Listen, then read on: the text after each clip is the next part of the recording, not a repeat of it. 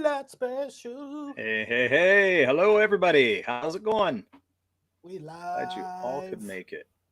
We have at least two people in the chat, so everybody that came tonight, we just welcome, Whoop, welcome. whoop, whoop, whoop, whoop. We have Crazy Mad in the house. As Looks like, always. it looks like we got Mo Biggs in the house as well. As always. Well, hello.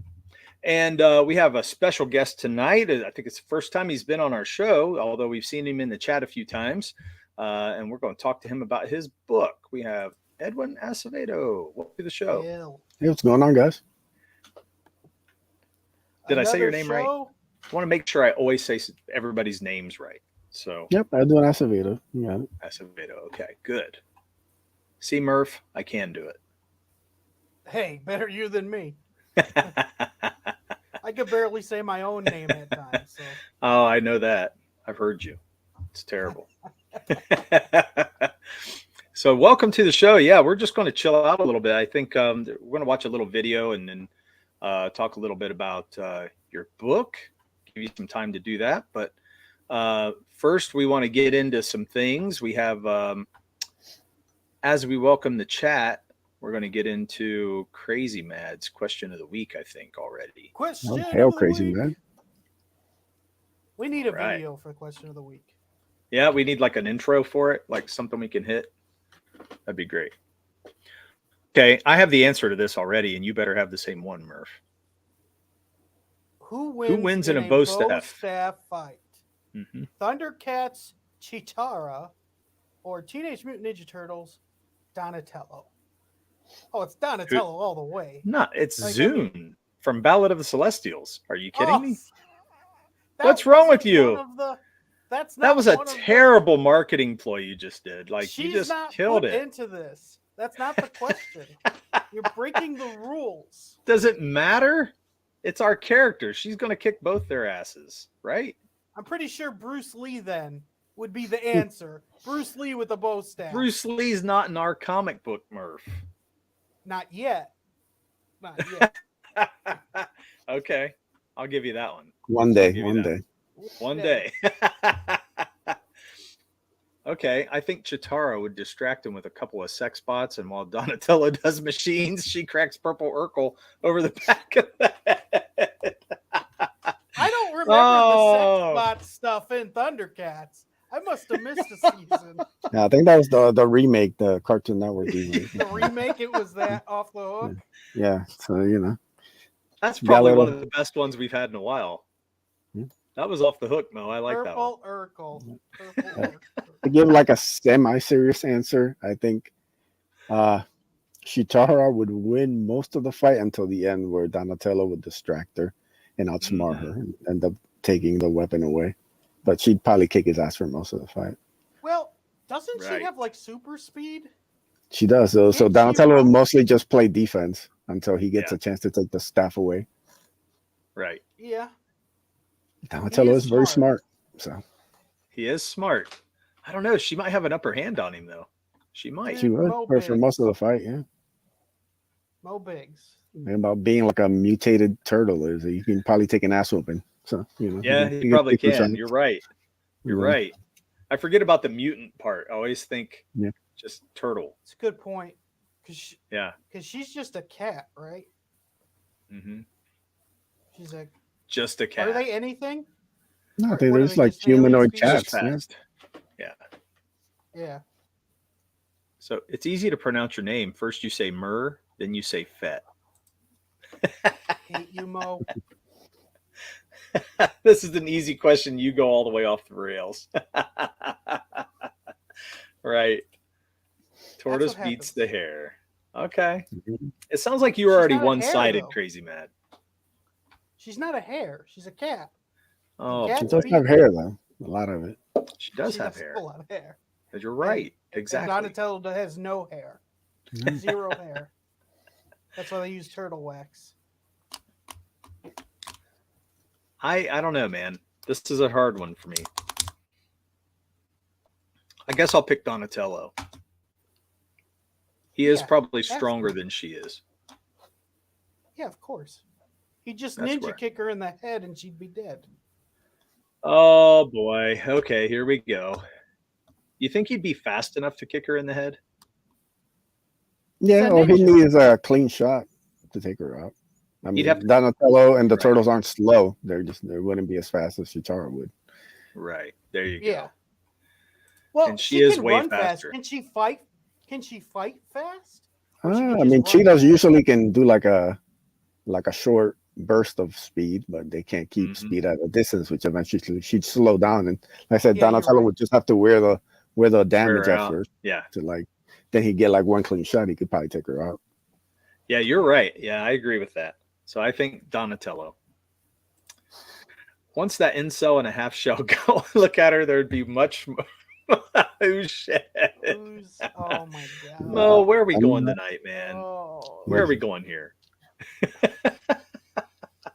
leave Try to Donnie be alone. He's got a classy. weakness for redheads. All right, you can't blame him. Yeah. Oh my gosh. Doesn't everybody So though? Yeah. Doesn't everybody? it's true. It's true. So there They was a have no video up souls. here. Redheads have no souls. So Oh wow. That's a deep dive. I mean, that wasn't a personal take. where'd you That's get that just at? real. Okay. You've never heard that before? Redheads have no No. souls? Yeah, Oh, I guess it's a I have. There's thing. like, Yeah. yeah, it's okay. I've heard of it. That's why So they thought Mo they were says witches. Perth made a good video out of Bancroft's recent wild stream, and I think he Why wants are us we to why watch are it. we putting in other channels here, Mo? What is I going know. on here? Like, what are we doing here, Mo? Where are we Yeah. going? Yeah, I mean, we could just go to the source directly and go to Bancroft's channel every night and see the madness unleash itself. You know, we don't have to It's go to true. somebody else's channel. Just tune in every night at 9 and see the carnage. So I watched Mo, some of do the you go on video. Does What? Mo Go go on ahead. Bancroft's show and says, "Hey, check out Murph and Dirk"? I bet he doesn't. But he wants us to do it. Well, you should watch it because we watched part of it and it is pretty funny. I didn't get to see the very end before the show started, but It's it a was pretty long funny. video. Yeah. Well, it's like 6-7 Yeah. minutes, something like that. So it's not too No, bad. I'm just fooling around. Yeah. But it's not bad at all. Yeah, So especially because OnlyFans keep popping up in different places on the video. that's one of the better parts of the video is they put Yeah. OnlyFans in there. So okay. So Edwin, since this is your first time on the show, I really don't know that much about you. I've seen you around for a while, but I really don't know you. I've seen your name and I've seen it's Aces, right? Did you do The Ace, Volume 1 and 2. Yeah. the Ace? That's what it was. I saw your book. I didn't get your book, but I saw your book early on, and now you're doing Raid of the White Leopard. And so yeah, I know you've been around here and in the community for a while, but tell me a little bit about how you got into doing this. I mean, basically, I discovered, I'm a lifelong comic book fan. I've been reading them since I was young. Grew up like early 90s, 1991. X-Men, Spider-Man, Dark Hawk, which is one of my favorite books, a big inspiration for the Ace. All those books, and then eventually discovered DC, Green Lantern, Flash, all that stuff. I had dreams of being a comic book artist, but wasn't meant to be. By the time high school kind of was ending, it wasn't, that wasn't my lot in life. So the dream kind of went away. But I've always been somebody who's had stories, that I wanted to tell and stuff. Right. And I've always still followed comics, and by happenstance, I discovered Ethan Van Sciver had just started a YouTube channel. And I mean, by started, I mean literally like when he dropped his first video, that's when I discovered it. So it was literally like right at that start. And just kind of discovered him, Zach, all these guys who were like doing comic book reviews and kind of talking about what's going on in current comics. And a lot of stuff they were saying was stuff that I was feeling. My love for comics had kind of started to go away, I didn't feel like Marvel and DC were really making comics that I wanted to read, Definitely. So that's when I discovered like this indie side of comics, and I met a lot of awesome creators, a lot of cool people, and just kind of that started the process of me, seeing a lot of these guys like Joe Ball and Simon Simpotier. These guys are making independent comics themselves. Nobody was gatekeeping them. They could put out the comic. We had, crowdfunding, which I never really had heard of before. That was like a new avenue. And I had access to a lot of creators. I met guys like Canales who had commissioned for work just to do like a pinup for myself. And, I met Asween who helped design the Ace. And just meeting all these guys, I started kicking off some ideas, and that's what started kind of the genesis of the Ace, which I put out a couple of years ago, and it's kind of just evolved ever since. I kept meeting lots of great creators and got inspired to do more stories, and just kind of finally spent the last 5 years just working on comics and putting them out. Oh, that's fantastic. That's really cool. Yeah. So, I mean, we've been around Comicsgate going on, is it 3 years now? Maybe 3 years. A long time. Yeah, it's been like 3 years now. So it's been longer than I thought. And, which is cool. We've been doing this show, we've probably been doing this show about 1.5 years. So it's pretty, So, I mean, it goes fast. It's kind of interesting, especially when you're pouring into your books. So, but that's cool. Yeah. I mean, the indie scene is where it's at, I think. That's for sure. I'm glad we're here. Hey, I was great stage. Darkhawk, but you said that character's a big influence for you. Yeah, he's basically inspired by like early Spider-Man. He's like this high school kid who discovers this this kind of amulet that gives him the ability to transform into like an android kind of armored hero. And he kind of, he has to figure out high school life and stuff and deal with family drama. And then he's also thrown into this world where he meets like all these already established heroes. So he meets Spider-Man, he meets Captain America, he meets Punisher, and he kind of has to figure out how to be a hero, really, what kind of hero he wants to be. I think might be issue 2. Spider-Man reads him the Riot Act because he's tired of all these Punisher wannabes. And he hears it from Spidey, and like I said, he kind of learns to be a hero. He kind of learns how to like walk the right path, and he interacts with all the rest of the Marvel universe. It's really like fun, kind of original. It's a story that I could follow from the first issue, which gives it a more personal connection. Spider-Man, you're jumping in 100 or 200, wherever the hell Spider-Man was in 91. It's hard. Even when they did like a spin-off, he already had like established books already. So even though it was a number 1, it really wasn't like a number 1. It's like an X-Men number 1. It was X-Men number 1's not really a number 1. It's like it has all the decades before it. Darkhawk was original character that you could follow from the first jump. And like I said, I think the first 25 issues are really good. It kind of falls off after that. And the character, I always thought had unlimited potential. Like I thought he could be more than he was. He kind of just went away after his series ended. I was thinking he was part of like the New Warriors. He wasn't. He was for a little bit, but he was never like a featured. He was more kind of like it was like the bonus like New Warrior. Anytime they got into trouble, he'd pop up for a couple of issues, and then but he never really found like a regular spot. They tried to shoehorn him into different things, but it's never been a fit. And I don't think he really fits that way. I think he works by himself. He can interact with other characters. Like I think he fits in with like Nova and stuff like that. But they're kind of like buddies, But he fits in his own side of the universe where he can kind of be the main hero in his own little small place in the universe. So yeah, he's a big inspiration for the Ace. And I wanted to tell that kind of story that I don't think has really been told since probably like early 90s. So that's cool. Awesome. Yeah, I kind of like the standalone heroes a lot of times. They can have their own unique universe, and they don't have to worry about fitting in. And also, I kind of identify a little more with the outcasts most of the time, so it makes for a more endearing story. Well, just you. You're the only one I know that don't like me. Everybody else, it's all great. There's a difference between don't like and hate, Derek. Get it right. Hello, First World. Thanks for coming. Yeah. And Oz Great Sage. I didn't get that out the first time, so thank you guys for showing up. And for you guys who are asking and saying you thought that Sam Jones was going to be here.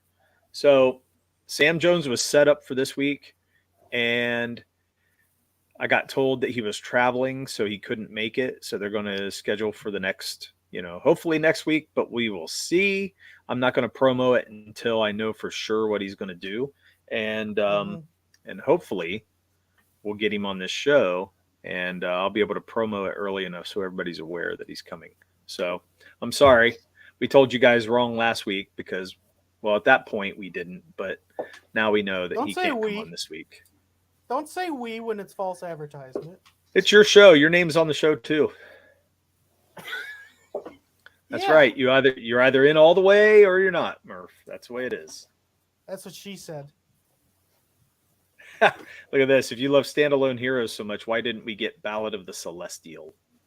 That's a good point, Mo. It's a good point. Good. You have to ask Murph that because he has to define a Celestial first. Well, because I love team books. I love the X-Men. So it was always going to be a team book. Okay. And it always will be a team book. Right. Okay. Well, that kind of leads me into Edwin's book, Raid of the White Leopard. So with this book, is this a team book or is it more of like the story of like a clan, or where are we going here? And basically underneath it all, it's basically the story of two characters. It's basically the story of Ar, who's the lead Viking, and it's the story of the White Leopard. But in between that, there's a lot of more kind of side players that are introduced. Obviously, Ar has his group of Vikings that he's wound up on this island with, and the White Leopard also has kind of like soldiers and stuff, I guess you'd call them, that he's connected to. But in the end, it's really the story of both men and kind of like their viewpoints and kind of like their motivations. Okay. So is this taking place in the real world, or is it still fantasy with Vikings in it? It's the real world. I mean, these are regular Vikings. They're they're just finishing up a raid, and then they hit up this big storm on their way home, and they wind up on this island, and then kind of start revealing some of the mysteries of the island. Are you taking any characters from their history at all, or you're kind of making up everyone as you go in the setting? No character from history. Just anything that you'd consider like a typical kind of Viking. That's kind of what the main story is, and then we kind of, like I said, we have the stuff with the island and the White Leopard. He's kind of has a lot of different kind of inspirations. Nice. To him that we kind of reveal as the story goes on. Okay. Awesome. So, what would you like to share first? Do you want to go to the Fund My Comic page, or do you want to show anything else? No, you can go right to the page. Everything is pretty much there, laid out for you. Let's do that. All right, there we go. That logo. Love that logo. Yeah, the logo is pretty cool. I like it. Yeah, that's How Comics. He did a great job with the logo. He does all my logos, so really talented dude. Who did you say it was? How Comics, Alan Alonso. He's worked with Phil Diaz and a lot of Lost Pages stuff. Oh, okay. That's good to know. A lot of people have not liked our logo. A lot of people have complained about it, so we probably have to make a new one. Yeah, we're gonna have to modify it, I think. Yeah, that's the biggest thing we've heard, that people don't. The art of it, people say they're confused of what the words are. So yeah, you don't want to make people have to read too much. so smug. Sorry. But yeah, I do really like your logo though. That's a badass logo. I like it. It does. It looks nice. Yeah. So it's got the leopard head on the left. So it's nice. I don't know. Yeah. Do you want us to play this teaser or? Yeah, it's just 30 seconds, so you can play it. Okay. Kind of gives you an idea what the story is. Let's do this. And I'll have to hit this. There we go.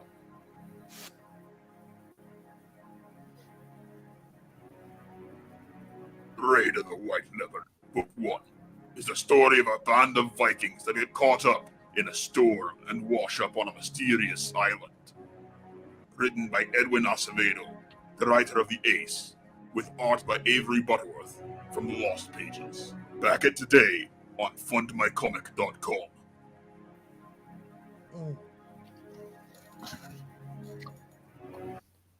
Nice. Okay. Simple and to the point. I like that. Yeah, I Can't definitely wait to wanted see to what do post something a little different. Usually my Ace trailers are about like 2 minutes and stuff. And as much as I like them, after I do enough promotion, even I get tired of the trailer. So I wanted to do something that was a lot shorter and just kind of get in and out. That's cool. Hey, could you put my yeah, I'll move you. I'll move you. Put my face at the bottom. Okay, I'll switch. There we go. Yeah, there you go. Still, you should put mine at the bottom because mine doesn't. It don't matter. Anything. People still. Well, you're right. Face. You're not. It's just like you. You don't do anything anyway, so it's all good. My heart. My heart. Gotcha. Anyway, even Mo's getting on you. Look, Murph wasn't willing to take any of the heat for Dirk being catfished by a fake Sam Jones. But when's the last time Murph went out there to bring in a fake celebrity guest? That is the truth. You know what? That's the truth. He got you on that one. Okay, I'll get a fake celebrity. Like someone claiming to be the last surviving original Little Rascal. Go for it, Murph. That's a good one. I think you can get the fake Last Survivor for sure. All right, so this is the cover. I really like the cover. A lot of action. It's got a nice style. By Donald DeLay there. Colors by How Comics again. Okay. Yeah, I like that. Now, is there a reason you went with the comic to be black and white instead of colored? Is it?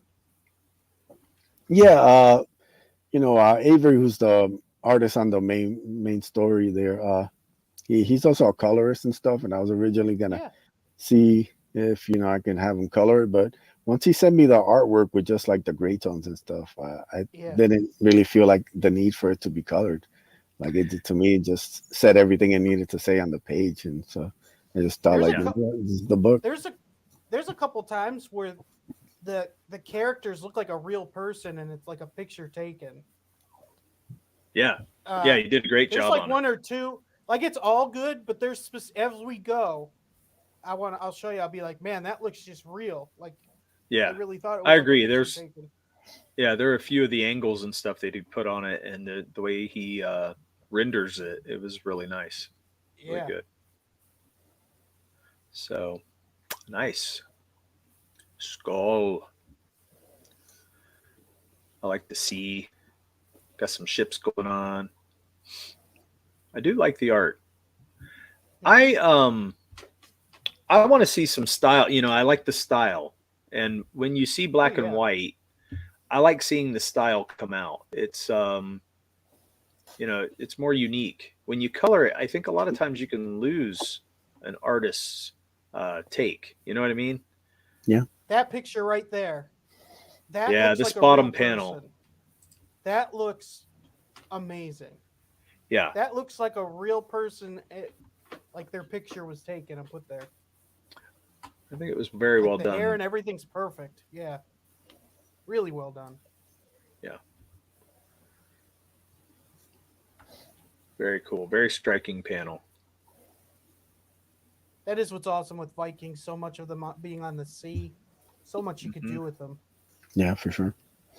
And then, so are these the villains can you give any background without any spoilers of what's going on here? Yeah, I mean, there's no real villains in this, Like I said, it's just two different kind of people coming together. And, it's kind of up to you to kind of decide, like, who you're rooting for, who.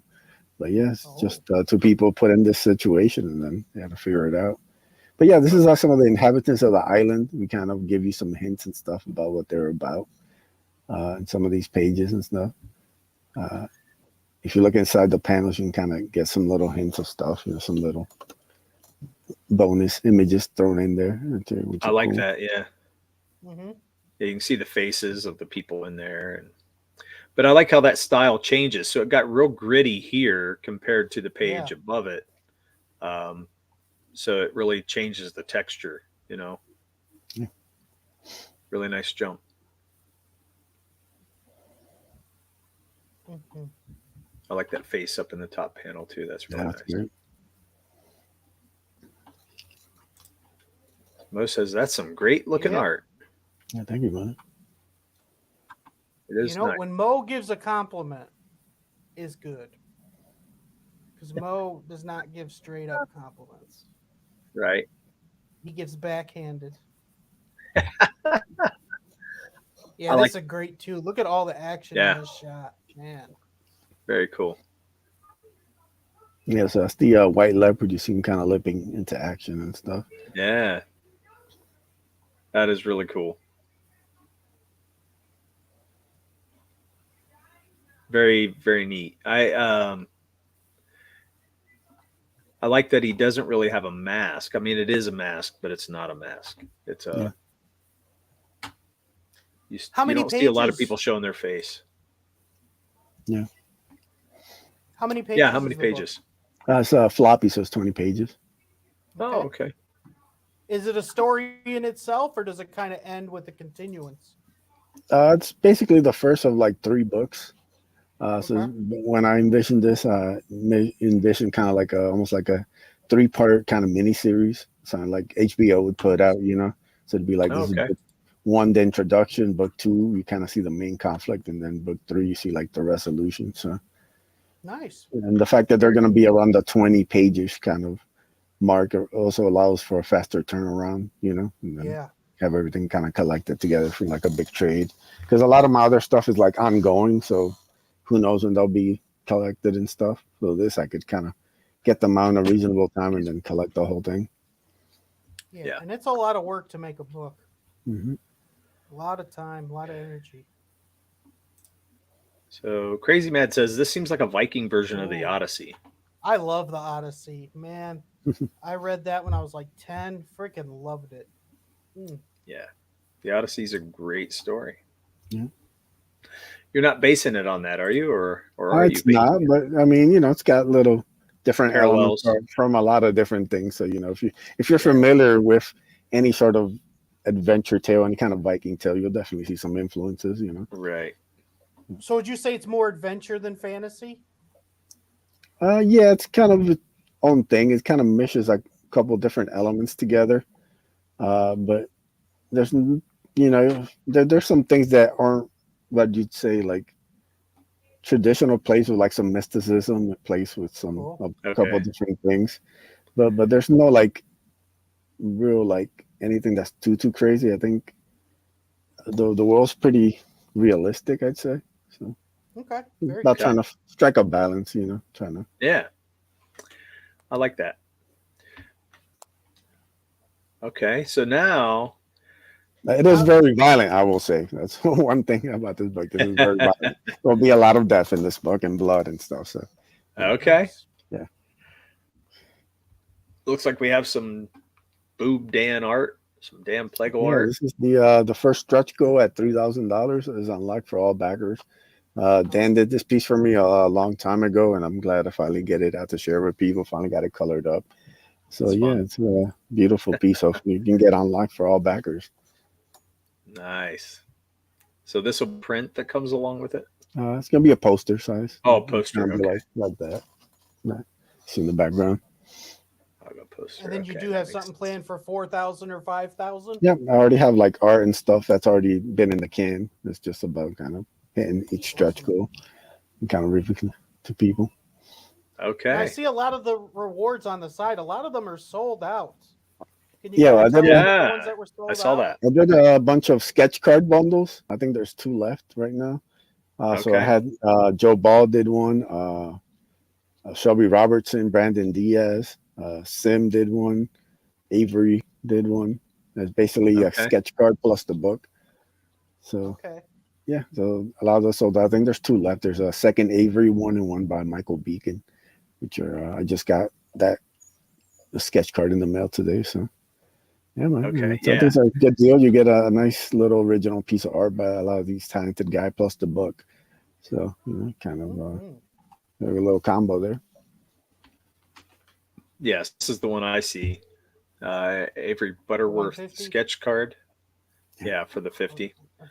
And Was there another one you said? Oh yeah, right here. Right above it. Yep. Michael Beacon. There it is. Michael Beacon, Eric. Yeah. Or Arik the characters. is the lead Viking Arik. guy. Yeah. Oh, okay. Arik. Okay. Yeah, very nice. I like that. Cool. I like that you can get a unique card. That makes it fun. One of a kind. Yeah. And so everything sold out was a yeah, the sketch card, one of the sketch card bundles. Yeah. We also have some original. Limited time.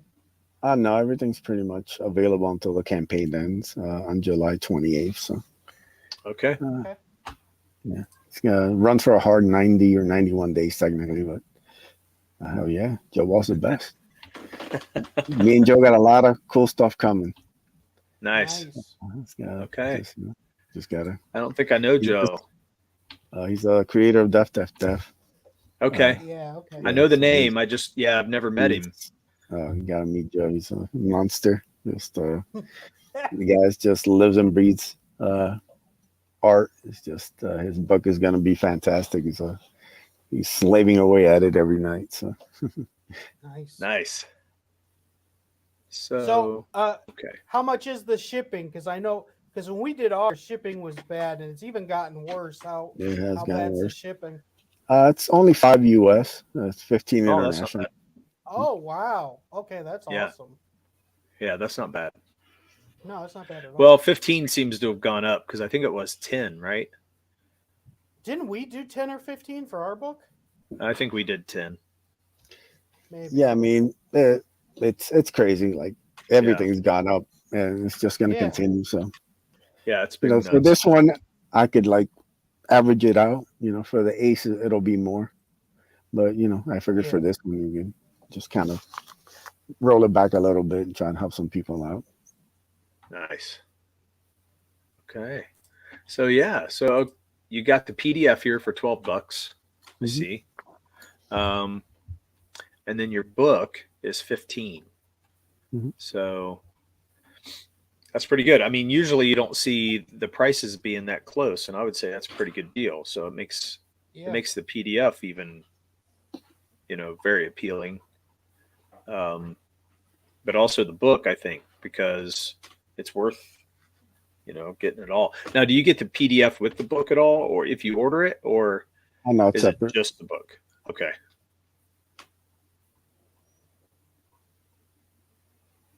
And then this is Canada only. Yeah, I just did that tier for like a special kind of backer. There's a little kind of glitch. Okay. It's like a shipping address, so I just made that for them. But if you click on the regular, it ships worldwide. Just trying to get like a little glitch that was going on. So well, that makes sense. That's so weird. Let you. Yeah, it happens from time to time. Like with certain addresses and stuff. So I was trying to make it easy on the backer. So just kind of make up the own tier, and it fixes the issue. So. Oh. Okay, and then $25 for 2. What'd you say, Murph? I just forget, even though I said it out loud. We didn't face any or something. Oh yeah, we didn't have anything like that with shipping. But this is a different one. We used Indiegogo. You're using Fund My Comic. Yeah, Fund My Comic. Now, one thing I like about the Fund My Comic site, it seems like they're really put together. It seems smooth. I think when I first got on here, they may have made some changes when I first saw it. They're always looking stuff. Any issues, you can reach out to them and they can go and kind of make some changes. And so it's been running kind of smoother and smoother from like launch. So that's been good. That's good. Yeah.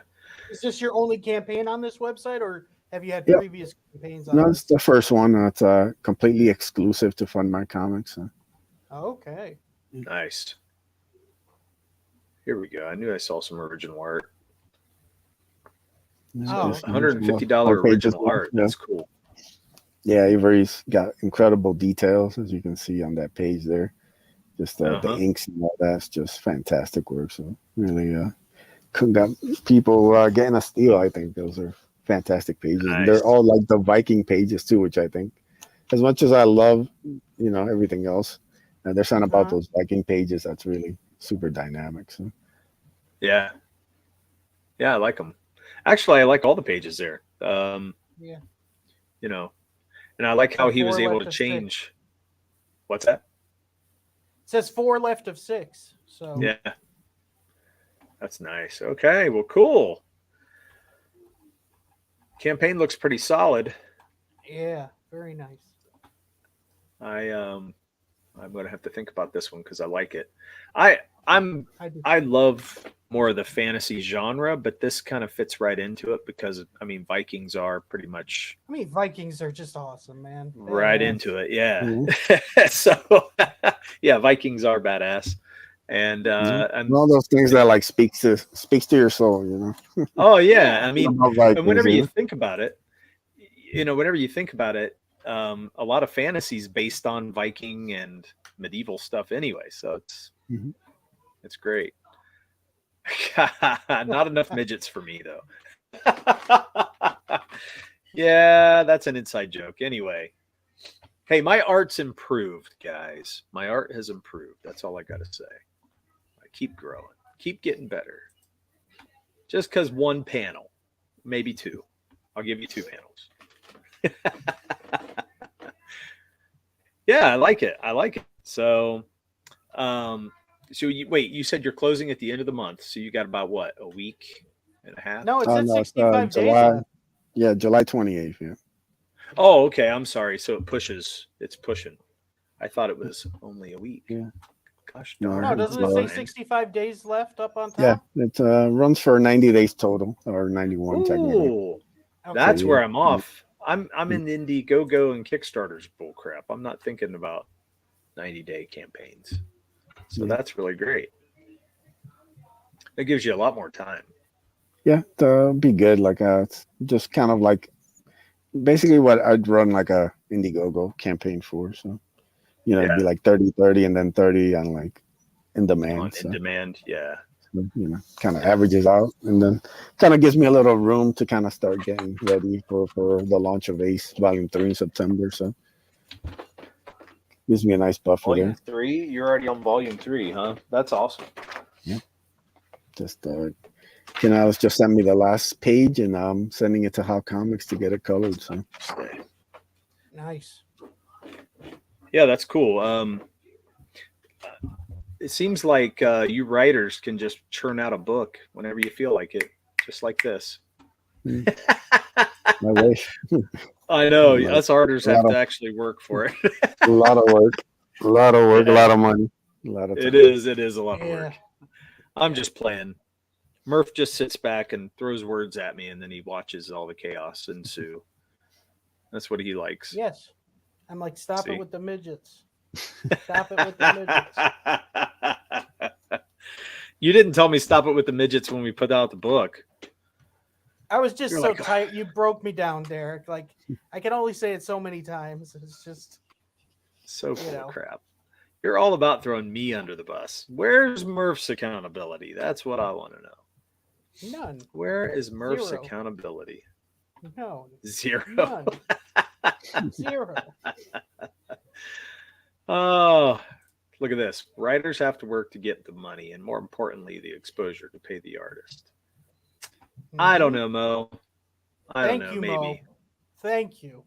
What work do they do? I mean, there's a few writers that work, and then there's other ones like Murph. Here we go. There's a writer's strike that's like stopping production on billion-dollar movies. Yeah. Like they don't get paid enough or something. Yeah. I have no idea. I've seen Current Entertainment. They won't be missed. Yeah, writing has been terrible. I mean, if writing's been terrible, yeah, why are we paying them more?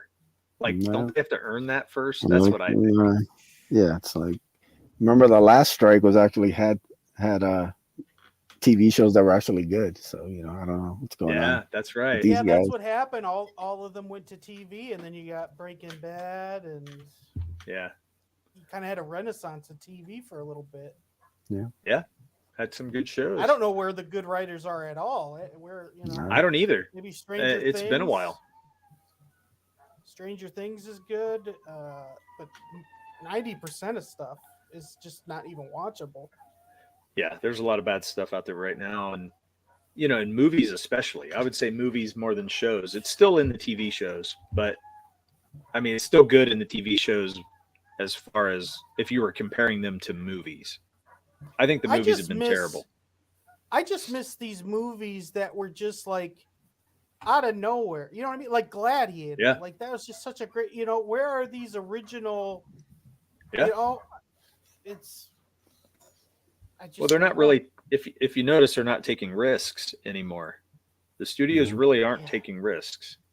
Everything is all cookie cutter. Everybody's trying to remake MCU movies. It's like basically every movie is like a rip off of an MCU movie. Everybody's trying to remake Guardians of the Galaxy.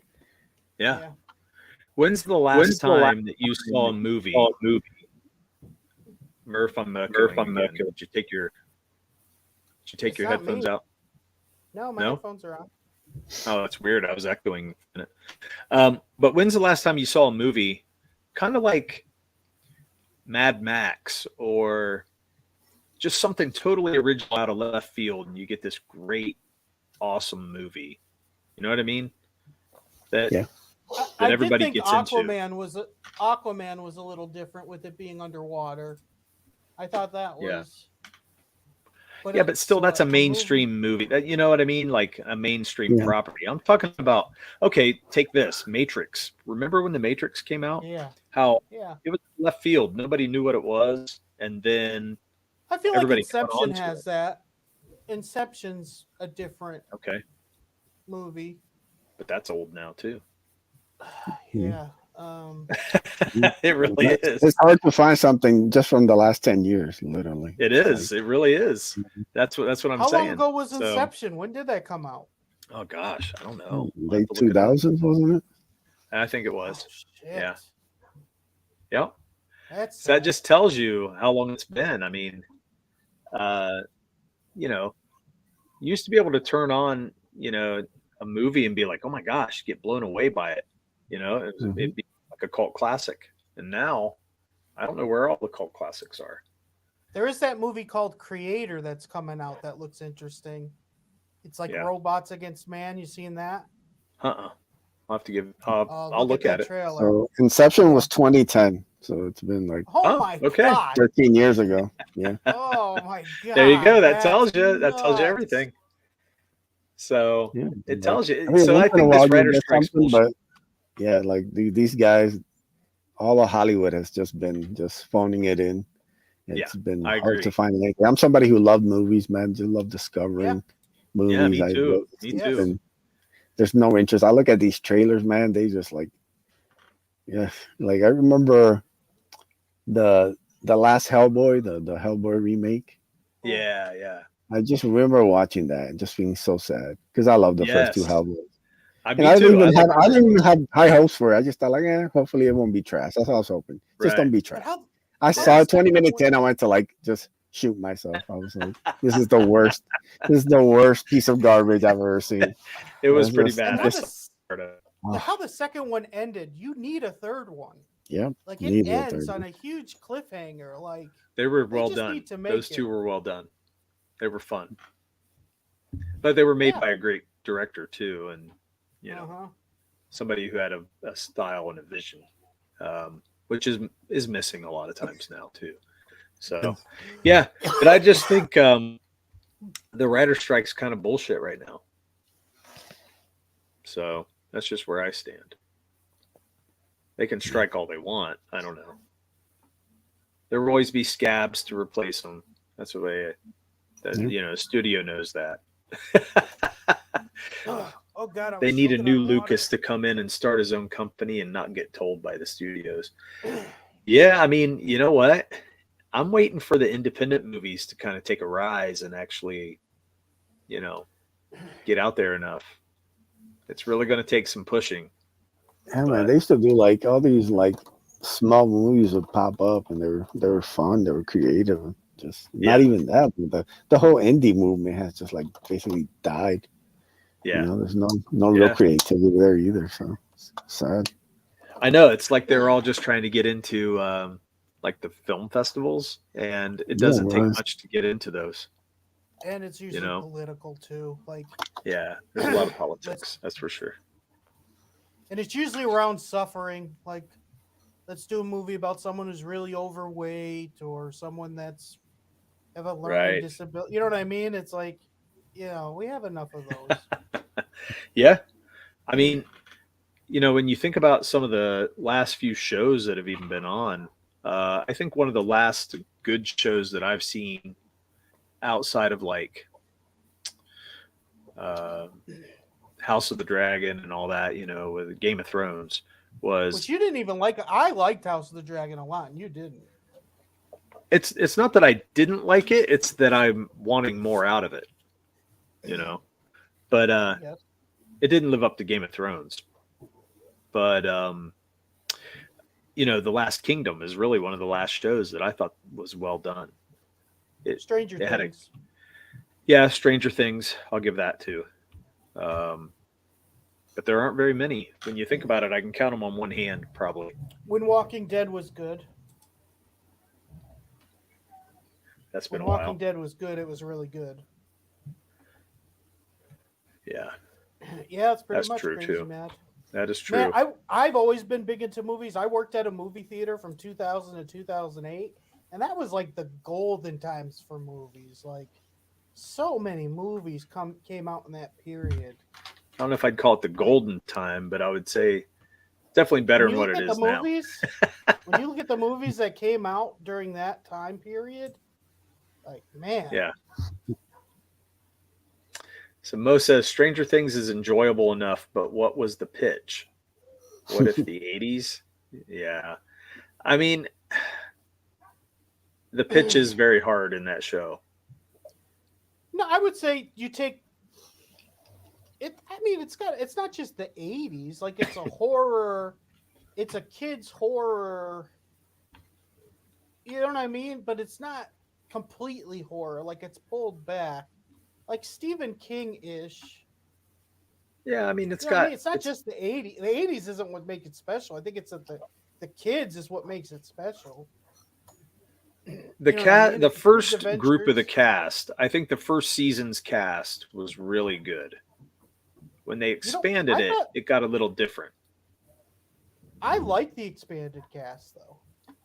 I don't dislike them, but I think it's changed the dynamic, and I liked the original dynamic. In a good way, though. I like it. I don't know about that. Where they went with it. So. Well, you can be wrong. Crazy says I like From, and I haven't got to see From. So. Oh, that's a thing? I thought Crazy Mad just hit enter by mistake. Crazy. Nope, it's a show. From. Jeremy Fire and Ice, Jeremy covers that show weekly, I think, right now, in between House of the Dragon. So that's what he's been doing on his show. I love Barry. Yeah, Barry's actually fun. I've heard good things. I like Barry. Season 1 was the last time they weren't wearing obvious wigs. From is good. So I'll have to give it a shot. Check them out. What's From on? Yeah, I don't know. Is it Paramount? If it's on Paramount, I won't be able to see it. No, I know. Screw Paramount. I ain't buying it. Well, I can't get HBO right now either, so I'm out of HBO. You were getting it for free, so don't complain. Hey, I'm not. I'm just saying I can't get it. So there it is. Sorry. Yeah, man. All these damn streaming services. Feels like I know. I know you got to have a different channel for every show. It's going to be crazy. I honestly think what's going to end up happening is it's going to be Netflix again, because all of them are crumbling. They don't have enough stuff to make people want to keep paying money. I mean, Disney Plus has like nothing on it. Like, you know what I mean? Nothing new, at least, or that's good, new and good. Yeah. I think it'll just all go back to Netflix. I don't know, though. Netflix hasn't really been doing well either. They're not keeping anything on there. Yeah, because they'll come everyone up. took their stuff off of it. Yeah, they'll come up You know? with like a Netflix mega. Well, they just Yeah. mash all these services together under Yeah. Netflix and be like, hey, you deal with it. I mean, Right. that's what made Netflix like it had all these TV shows and movies on there because they didn't have their own, and now Yeah. all of them think they can run their own, and none of them are like That's if not any that finding out have the hard survived, way. it would be Disney. Yeah. Yeah. I don't know, man. I don't know what to make of it yet. I think there's still They're a gonna lot die. of things. I think there are a lot of things to happen. You know, HBO is still growing and changing. So they're going to morph a little bit. You got Disney and Hulu is still morphing. I could see because Prime and Netflix they still own it. sticking around, but I think the rest of them will fall. That they just don't have enough. Maybe. Netflix, though, better up their game because I feel like some of the other, especially HBO, I think it has way better content. Netflix. HBO shows are high quality. Like they really Well, they're high quality, but also you don't get all of this other content that you don't want to see. Like HBO has a lot of stuff that are very good movies, like even older movies and things. They keep their content up. Whereas Netflix, there's a lot of things on there where you're going, I don't care to watch half this shit on here. You know what I mean? Yeah. Like I would never rewatch some of the things in there. So Netflix started off interesting, but after a while you just start scrolling and you're like, all these movies are terrible. Yeah, they're terrible. Yeah. Yeah. And then they get a lot of foreign films on there too. And every now and then foreign films can be good, but you know, what were they getting? Some of the Korean films? I think they were getting a lot of Korean films in there for a while. Derek's into the gay midget stuff.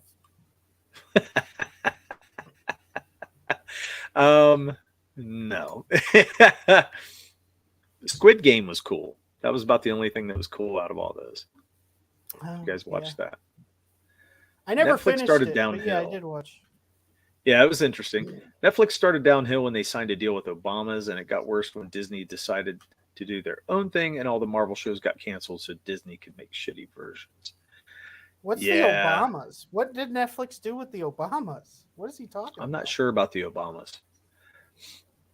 I know that they did go downhill when they missed a lot of the Marvel stuff.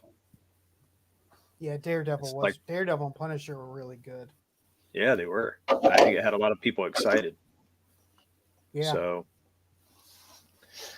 and now they're going to water them down and make them part of the MCU, and they're not going to be as cool. So, yeah, man, can't wait for twerking Daredevil. I know. Oh man, and you know what I miss about the original Daredevil movies or shows was when he was going like those continuous fight scenes that they put in there. It was like every season they were kind of amping it up, and I thought those were great. Those were some of the best pieces out of the whole show. So I hope they either can try to continue that or I don't know. They probably won't. Yeah. Punisher's gonna have an episode where he's like, I heard you were homophobic. The problem with a lot of these shows is like it seems like the showrunners just run out of ideas after like a season and a half. Yeah, they just start like repeating the same themes over and over again. That's what lost me with Daredevil. Once he basically just redid the ending of the first season and the second one. Like, what are we doing here? Like, well, what is this? Like, all cool things you could have done. This is what you're gonna give me. Same thing with like the Flash.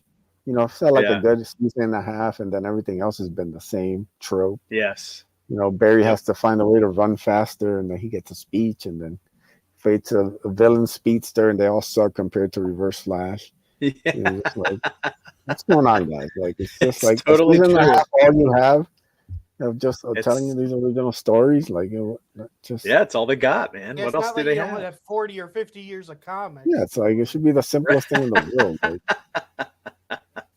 no, really. I know. I agree. I agree with this wholeheartedly. I'm saying it for a long time. Yeah, like Arrow had like 2.5 good seasons. Yeah. You know? I guess you can count 3. I'll do like most of 3. Yeah, I like Deathstroke when he came in. Was he season 2? First 2 seasons were fantastic. Yeah. Season 2 that was was fun. like just beautiful. See, but that's like, the thing. With all the comic stuff, you don't even need writers. You've got these comics. Just go off of them. That's the thing, man. They don't want to make comic book movies. Yeah. They want to like they'll do like a good first season to hook you, and then now we can tell our own stories. No, you dumbass. That's not how it works. You got people liked it because you told a comic book story for the first season. Yeah. Keep telling them. But no, they want to go off and do their own takes on it, and then you see the show just go. Oh yeah, tanks, man.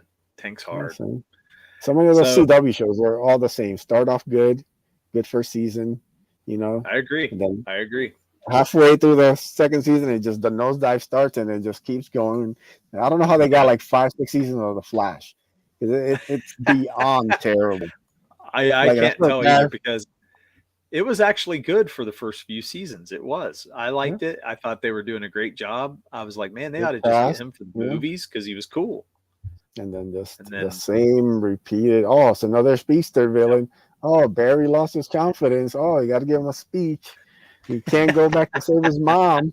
It's just like literally the same copy paste every season. And just like it's the Death Star all over. We see it on the Death Star. Like, keeps every show just the same nonsense. It's just So Mo says, you know how Adam Sandler signed a deal to make movies for Netflix? Barack and Michelle Obama did the same thing. They aren't starring in them per se, and that's when Netflix started.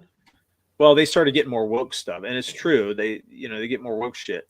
They're more like Trump hate documentaries, and I've seen a lot of that. Yeah, they are getting those in there. I don't know anything about Michelle and Barack signing any kind of deal. I don't know, but I do know that they've been getting more woke shows.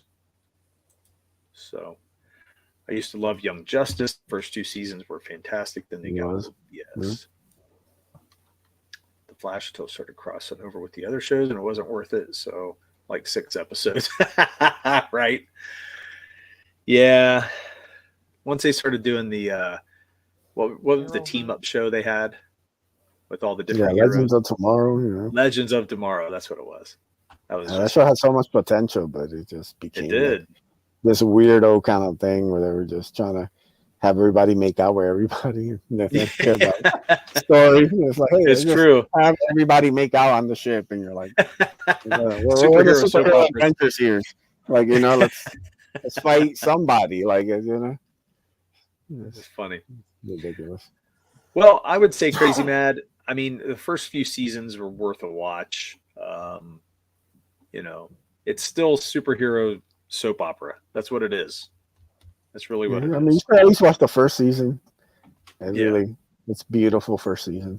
After that, you kind of put your life in your own hands. Mo, I don't think you're making it up, man. I didn't think that. I just think I haven't heard it, so I was like, "Oh, that's interesting." I haven't heard that either. That was...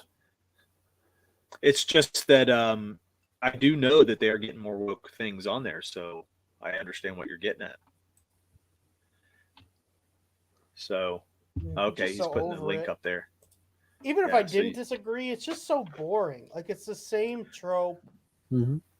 You know what I mean? Yeah, and it's really hard to get away from it. If you're gonna have gay or trans, like, at least make it interesting. It's like the worst stuff ever. Well, that's what I was thinking. I've heard some people on Twitter and stuff going, "Look, these people don't represent me. Like, you know, I don't even identify with them because they're not really they're not showing my life. You know, they're just showing it like a one-sided thing." And I'm like, you know, just because they're gay or whatever they decide to be doesn't mean they don't have a normal life. Like, they can't go to work every day, or they don't, you know what I mean? Like, where are the situations that just everyday people get into? Why can't they write them like a normal person? You know? Supernatural is a great point of everything wrong with the CW. It had like a couple good seasons early on, then they just dragged it to the corp for like another 6 seasons. And I totally get that too. I watched Supernatural. What are we doing? Yeah, and it was okay to start off, but you just get the same tropes. Yeah, So like, yeah, Crazy Matt, if you're not into the soap opera thing, I would say definitely stay away from it. What? Oh, here we go. Dirk going into his Frankenbill obsession again. No, Mo. I'm just wondering why we can't get good writing if they're going to write about people with, who are gay or whatever they choose to be. We can't get good writing. Like I felt Walking Dead has gay characters, and they're not like super gay or anything. They're just like, that's just a part of who they are, and they're still interesting and have character development and don't preach to other people about their life or anything. They're just the one guy that I liked from Walking Dead was the one with the metal fist. Yeah, Aaron. He was actually pretty cool. Yeah, and he was gay. Cool. And yeah, it's barely even a part of who he is. You know what I mean? Like, yeah, they don't really hang on that, and that's why I'm like, yeah, that's cool. Why do we have to hang on that? We need to move into other stuff. So Dirk's talking about good writing. Murph immediately jumps to Walking Dead. Hey, Walking Dead is well written. It was well written. I don't think it is anymore. Look, I don't think it's well written anymore. I mean, the last season was better than like 8 through 10. I don't know though. I had some problems with the last season too. Just watching it. What did you like about the last season? It felt forced. It's like, okay, we've kind of been down this road, and it just keeps like they're just restating the same shit again. It's just Flash all over again. Well, I do agree. It's always like, are we the villains? Like, you can only do that so many times. Yep. You know what I mean? Are the Walking Dead? Yes. You're the fucking Walking Dead. That's what the show is. The comic's not like that. Like but it just keeps getting down to that. And then I'm like, how many times can we see bad people killing other people? Yeah. I don't know. Just kind of dumb. After they killed the Asian kid. Oh, you mean with the baseball bat? He's Korean. It's funny because that's what characters would always call him. And he's like, Korean. That's right, Mo. You got it definitely dead on this time. No show will satisfy the Dukester until someone produces Frankenbill's Sexcellent Adventure. That's right. That's right. Dead on really point. Did I? You really did defend that episode, Derek. Like, you went hard on that episode. I wouldn't say I went hard on that episode. That's for sure. So do we want to keep it to 1 hour? It's so rare. I think it's a good idea, man. I do think yeah, keep it to an hour. Hey, you've got a great campaign here, Edwin. I think you're Edwin, anything else other than the campaign you wanted to discuss or talk about or show? Just mention real quick, I do have some copies of the Bloodbone Ash Can left. They're on my Drawn Aces Etsy store. I think I have like 9 copies left. I love that cover. It's so good. Yeah, it is nice, man. I like that too. By Donald DeLay. Yeah. So we got some more cool stuff coming for Bloodbone next year. So, and just keep an eye out for the Ace Volume 3 launching late September. I'll probably have the mailing list out probably in July. I can finally start showing off some more and some cool stuff that I got. All right.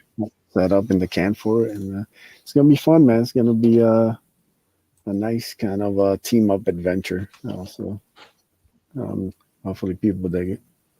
Very cool. Yeah, this. One thing I was going to ask: when were you looking to fulfill Raided the White? The estimated date is November, but hopefully shooting for maybe September, October-ish. Okay. Just depending. There's no delays or anything. The book's already done. I just sent a second proof for the printer. So I'm just trying to make sure it looks right. And then, like I said, the campaign ends in July, so I should get paid for it in August. And then, if the proof is good, then I'll start ordering the supplies and all that stuff. So. Very cool. So where are you getting your supplies? Like, where are you getting the proofs and the prints from? I'm using Comics Wellspring. They did the Bloodbone Ash Can. This came out great, so I'm gonna try try them. They have a lot of supplies and stuff, so I can just order everything from them at the same time. And That's what like I said, I used, right, fulfilled Murph? 3 campaigns, so Yeah, I think that's what we used, right, Murph? No, thank you, I'm Chris. remembering. I appreciate it. Murph, you there? I said Oh, I couldn't hear you. Sorry. Mm-hmm. Yeah, so I thought Comics Wellspring was doing pretty good, and I would go back to them for us at least. Bless you. But for Yes. their print, is that what you did with Ace too? You went with comics? No, I used No? Mix'em for Ace. Oh, okay. Yeah.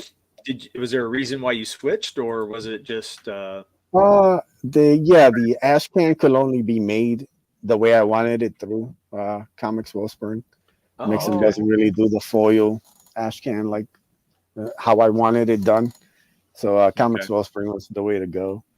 And I had some delays and some stuff with Mix'em. I'll probably use them again, but I just Comics Wellspring did a good job with Bloodbone. I was really happy how it came out, so I figured I'd try them out for this one. Okay.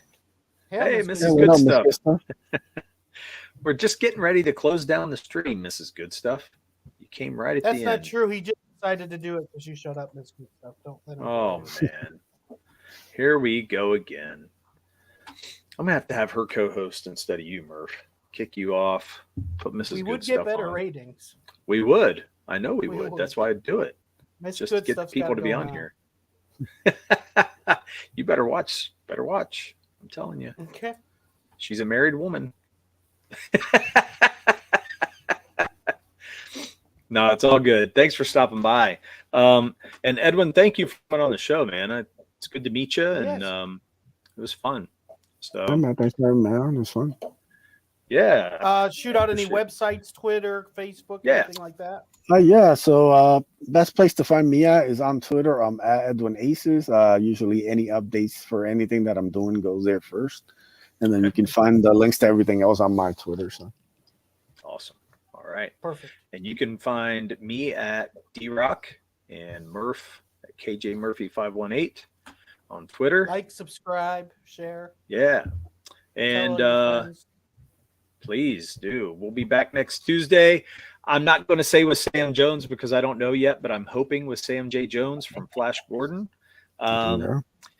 So he had the date and then he moved it because he said he was traveling. So we just had to push it back. I'm not sure. I'll confirm the date and then I will let everybody know. You know what? No, media. Next week I'm bringing Harrison Ford. Harrison Ford's going to be here. Like Mo said. The big guns. No, I'd shit my pants if you did that. My gosh. I would be like, holy hell. And come on here and be like, what the hell do you guys want to talk about? Yeah, exactly. Yeah. That's exactly how he is. That'd be great. No Star Wars questions, kids. That's right. That's right. We'd have to talk about the funny Dial how of much Destiny, he and that'd be hates terrible. Star Wars. He really does hate it. Like, it's Who? hilarious. Oh, Harrison? Harrison Ford hates Star Wars fans. Yeah. Well, for That's good just reason now, hilarious. but back then it wasn't. No, probably Okay, probably well. crazy, I would think. Yeah. All right, everybody. Well, thank you for stopping in. We will see you guys next week, same time, Tuesday night, or we'll see you on another time. That's right. Another time. And Murph will never pull that off. I agree. Yeah, get your Harrison Ford Blade Runner questions ready. Yes. That's right. That's right. See you guys later. Replicant or not, you know. I don't think he knows. No, you don't know.